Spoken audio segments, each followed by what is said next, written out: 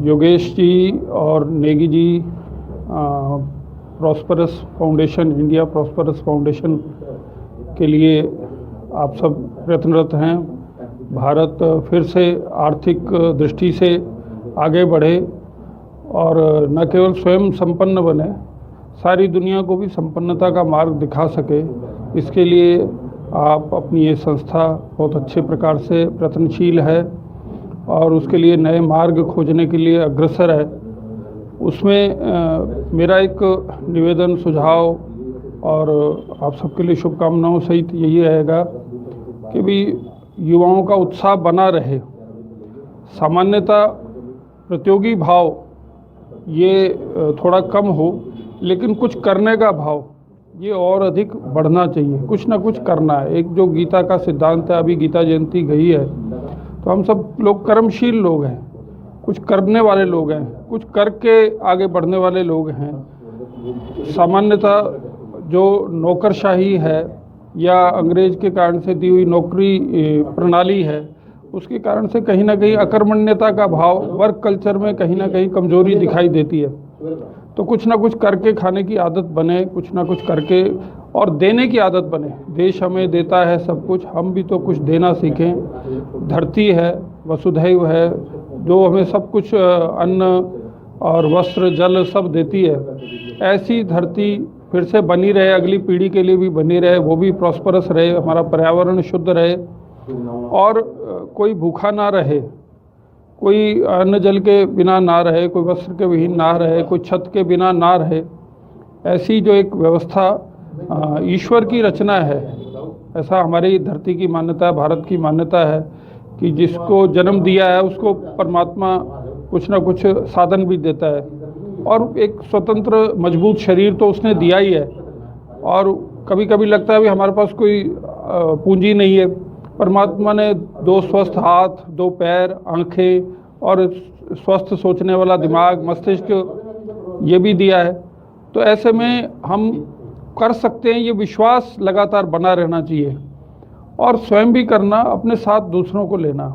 एक छोटी सी कहावत चलती है, अकेला चना भाड़ नहीं फोड़ सकता, या फिर संघे शक्ति कलयुग है, कलयुग में संगठन में शक्ति है।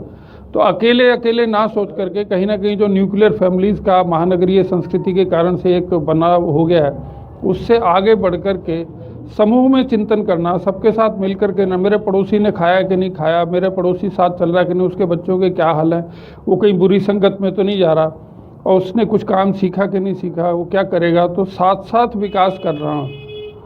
और एक तीसरी बात भी है, एक भी बच्चा छूट गया, सुरक्षा चक्र टूट गया। जो पोलियो का नारा है, अगर हमारे समाज का कोई भी अंग कमज़ोर रह गया तो निश्चित रूप से उसकी मार पूरे समाज पर पड़ सकती है, उसको शत्रु किसी भी प्रकार से दुरुपयोग कर सकता है। तो ऐसा सबका विकास, सबका साथ सबका विकास, ये विचार साथ लेकर के हम आगे बढ़ें और सबको थोड़ा थोड़ा हाथ लगाते हुए। अकेले खाने में भी आनंद नहीं है। संस्कृत का एक सुभाषित है, एकह स्वादु न भुंजीथ। अकेले में पैसे नहीं गिनने चाहिए, अकेले में स्वादिष्ट वस्तु नहीं खानी चाहिए, ऐसा उसकी और 2 साथ में लाइनें जुड़ी हुई हैं। तो अकेले हमें खाने का भी आनंद नहीं है, इसलिए सब मिल कर के कमाएंगे, मिल कर के खाएंगे, एक दूसरे को साथ लेकर के चलेंगे। इस भाव के साथ कर्मशील बनना, लोगों को प्रेरित करना, खुद भी करना, औरों को भी साथ लेकर के करना, तो फिर अच्छा रहेगा, आनंद रहेगा, मस्ती रहेगी और देश भी आगे बढ़ेगा। पहले भी हमने कभी प्रतियोगी भाव से दुनिया में काम नहीं किया है। जो भी आया है तो हमारे यहाँ तो बहुत कोई पैसे के आदान प्रदान की कभी बात नहीं रही है। केरल के एक राजा का उदाहरण आता है, जहाँ से मसालों का व्यापार चलता था, तो मसालों को हम बेचते थे, वहाँ से सोना चांदी आता था, जिसके कारण से आज दुनिया में सबसे अधिक चांदी भारत के अंदर है।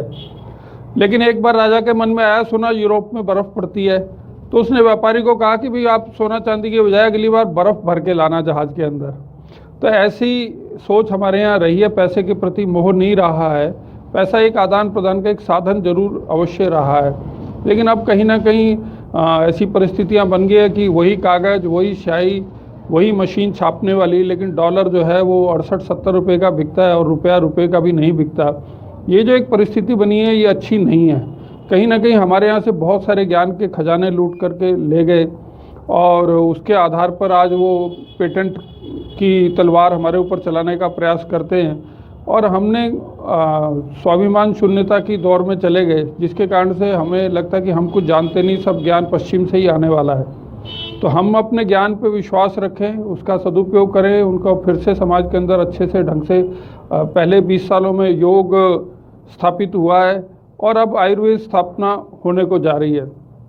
दुनिया भर में इस बात की मान्यता हुई है कि आयुर्वेद उपयोगी है, तो हम सब उसका अच्छे से अध्ययन करके और उसको ठीक से बताएं। ऐसा ना बताएं कि भाई वो आधा घंटा इसको गर्म करना है, फिर छानना है और ऐसा करना है वैसा करना है।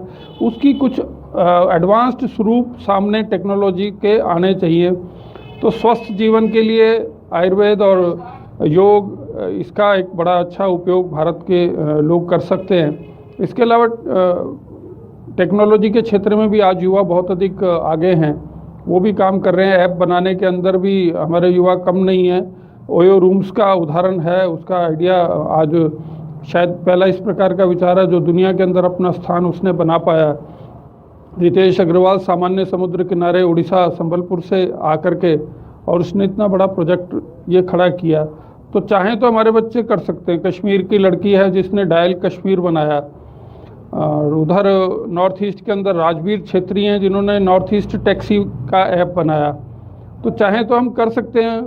ऐसा हमारे सब युवाओं में आधुनिक टेक्नोलॉजी की भी सब प्रकार से जानकारी है, उसके लिए भी सब प्रयत्नशील है। केवल एक उत्साहवर्धन की बात है और अपने को कम ना मानने की बात है, स्वाभिमान की बात है, विश्वास की बात है। इसके साथ हम चलेंगे तो चीज़ें बदलेंगी अच्छे से। भारत भी बाकी विश्व के साथ कंधे से कंधा मिला करके चलेगा। अब्दुल कलाम जी का उदाहरण है, सामान्य मछुआरे परिवार में पैदा होकर के और अखबार बेचने वाले से अपना साधन जुटाने वाला व्यक्ति राष्ट्रपति भवन तक पहुंचा और भारत के सबसे बड़े वैज्ञानिक वो इस प्रकार से बने। और रॉकेट साइंस के अंदर उन्होंने विशेष क्रांतिकारी परिवर्तन किए। तो हो सकता है, कर सकते हैं। ऐसे नई पीढ़ी आगे बढ़ेगी तो चीज़ें अच्छी होंगी। इतनी शुभकामनाएं देता हुआ, और अपनी जो NGO है, संस्था है जो अच्छे मन से लगी हुई है, उसको मैं फिर से पुनः शुभकामनाएं देता हुआ अपनी बात पूर्ण करता हूँ। बहुत धन्यवाद। नमस्कार।